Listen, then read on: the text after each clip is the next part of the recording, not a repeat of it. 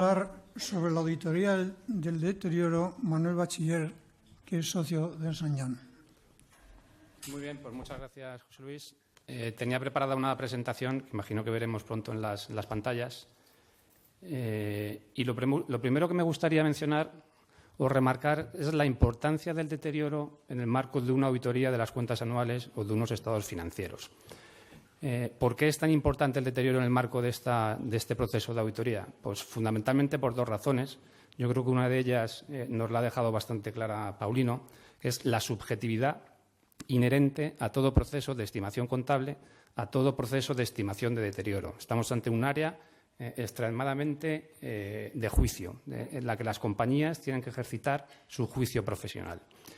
Y además de eso, nos encontramos con que si miramos al activo del balance de una compañía, pues prácticamente todo el activo, todos los epígrafes de ese activo de las compañías pueden ser objeto de deterioro, con lo cual tenemos una mezcla perfecta, alto nivel de subjetividad y alto nivel de partidas en el balance que pueden estar afectadas como consecuencia de un deterioro y más en las circunstancias económicas en las que nos encontramos actualmente.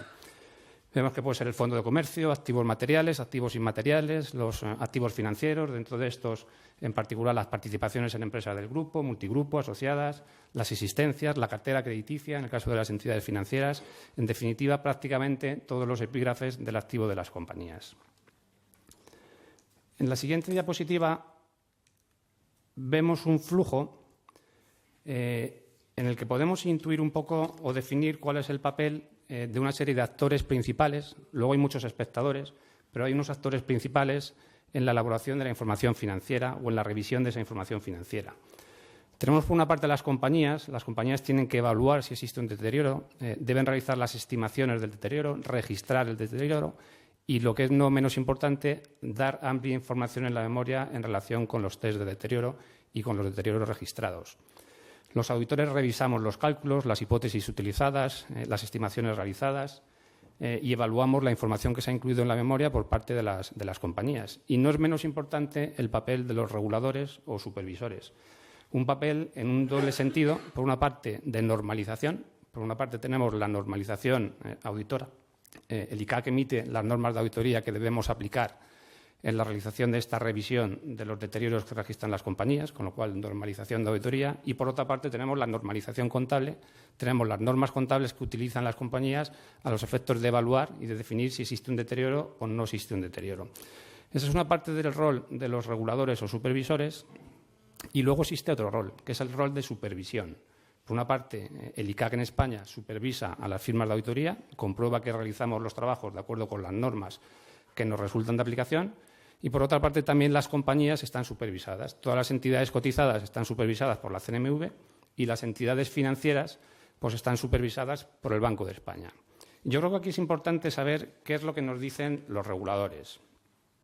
Y nos vamos a centrar fundamentalmente en lo que nos dicen los reguladores a los auditores. Y lo que nos dicen es bastante común, independientemente del ámbito en el que se produzcan las comunicaciones de estos supervisores hacia los revisores, que surgen como consecuencia de los procesos de revisión de las firmas auditoras.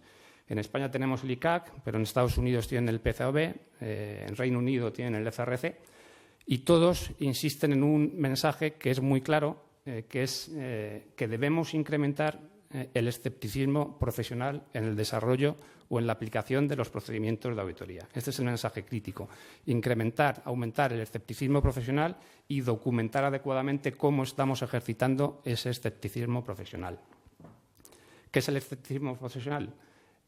¿Cómo se define? Se define como una actitud inquisitiva. Esto es una traducción de las normas internacionales, probablemente no es una palabra que guste mucho oír, una actitud inquisitiva por parte del auditor. ¿Y qué significa? Pues significa, en definitiva, que nos tenemos que cuestionar constantemente las explicaciones que nos da la dirección y la documentación que nos da la dirección. Y estar alerta por si existe información que pueda ser contradictoria con respecto a esas explicaciones que recibimos de la dirección o esa documentación que soporta las estimaciones de deterioro calculadas por la dirección. Eso es el escepticismo profesional.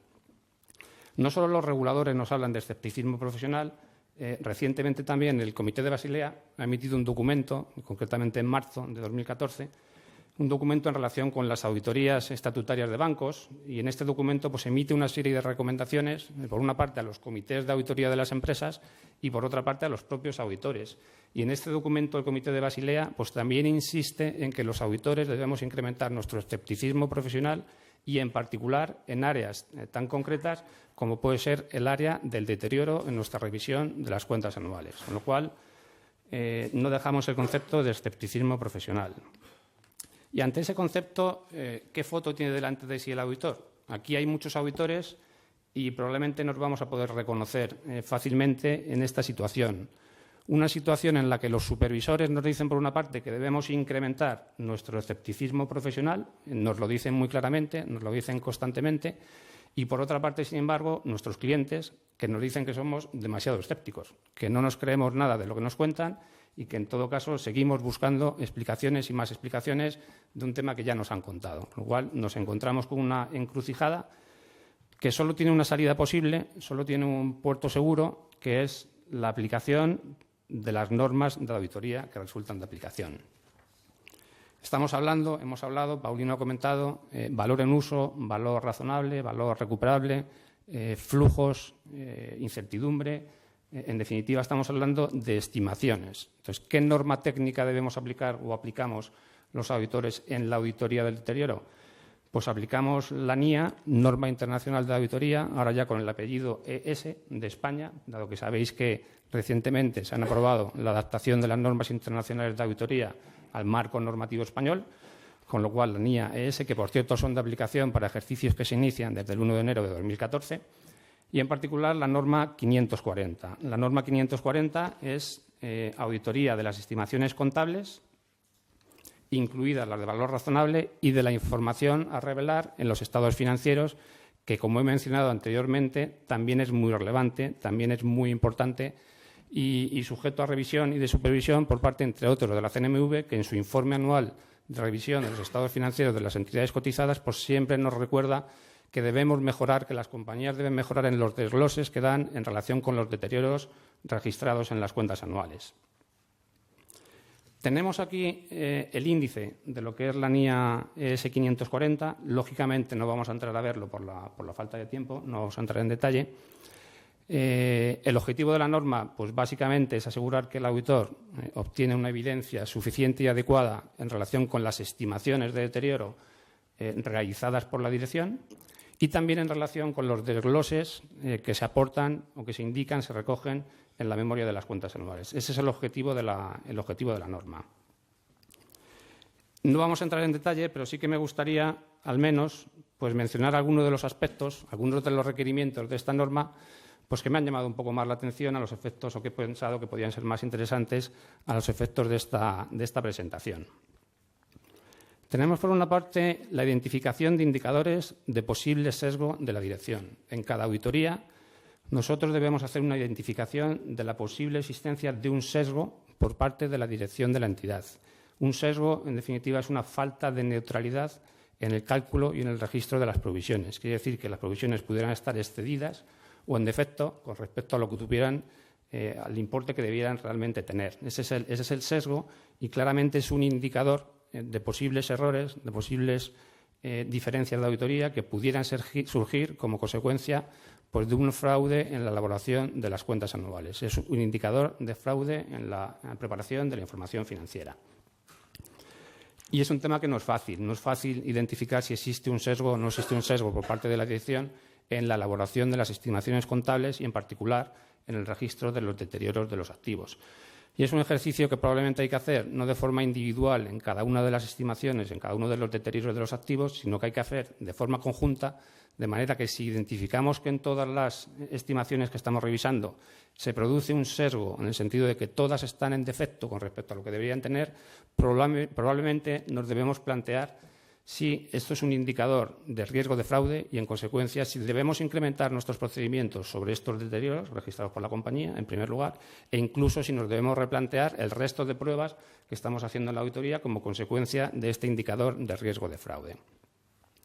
Esto es uno de los mensajes de la norma de la 540. Otra cosa que nos dice que debemos hacer una revisión, también lo mencionaba antes Paulino, desde la perspectiva contable, debemos hacer desde la perspectiva de auditoría una revisión del desenlace de las estimaciones contables correspondientes al periodo anterior. En este sentido, no es que nos vayamos a plantear si los juicios realizados por la dirección en el ejercicio anterior fueron razonables o no. Lo que estamos buscando precisamente es ver la calidad del proceso de estimación por parte de la compañía y, en función de esa calidad, nosotros deberemos adaptar los procedimientos de auditoría. A menor calidad de ese proceso de estimación por parte de la compañía, más procedimientos o más intensidad en los procedimientos por parte del auditor. Adicionalmente, esta revisión del desenlace de las estimaciones pues nos podrá dar un indicador de si existía sesgo o no en la elaboración de las estimaciones, en la preparación y en el registro del deterioro por parte de las compañías. Si de forma sistemática encontramos que las estimaciones, una vez que se produce el evento, estaban excedidas, pues ese es un indicador, como mencionábamos anteriormente, de sesgo en la elaboración de la información financiera. Otro procedimiento que requieren las normas que realicemos es relacionado con los hechos posteriores. Me comunican que llevo ya unos cuantos minutos hablando. Yo pensaba que llevaba menos, con lo cual simplemente un comentario final. Me salto ese y un poco por avanzar lo que se nos viene también encima. El último de los apartados, en relación con el impacto del deterioro en el informe de auditoría. Y más que hablar del impacto en el informe de auditoría actual, me gustaría mencionar el impacto en el informe de auditoría con las modificaciones que se prevén a futuro en los informes de auditoría. Dentro de las normas internacionales hay un proyecto ahora mismo en vigor, ya bastante avanzado, que va a suponer una modificación de los informes de auditoría y una nueva norma internacional de auditoría, que es la 701. Y esta norma lo que va a exigir es que en el informe de auditoría se dé información al respecto de los asuntos significativos de auditoría. Lógicamente, entre esos asuntos estará en muchas ocasiones el deterioro de los activos de las compañías. Y con esto pues termino y gracias por la atención.